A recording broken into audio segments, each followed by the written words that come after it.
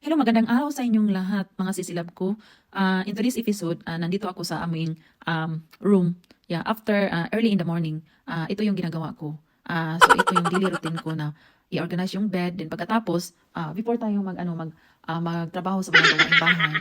So asikasuhin mo muna natin yung sarili. So na tayo, maligo tayo, and then mag-toothbrush. Then saka na tayo magawa ng mga content o ano mga gawain natin sa bahay. So, and then pagkatapos guys, from bathroom, nakita ko si Mr. na nandun sa bed. Tapos inano ko siya, kinukulit ko siya.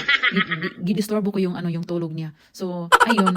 So, pagkatapos guys, so, din doon sa kitchen, marami pa naman hugasan. So, hugasan ko muna bago ako nagluto ng breakfast ni Mr. And then, ayan, sabay kaming kumain ng breakfast.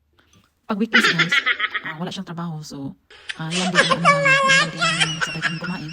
And then, yung eldest ko is natulog pa. And then, yung dalawa is, and then, yung twin boys ko nandun sa Sydney. Nag-attend sila ng Singles for Christ orientation. And then, ayan, one night sila doon. So, yan, kami lang dito sa bahay. So, ayan guys. So, thank you so much for watching.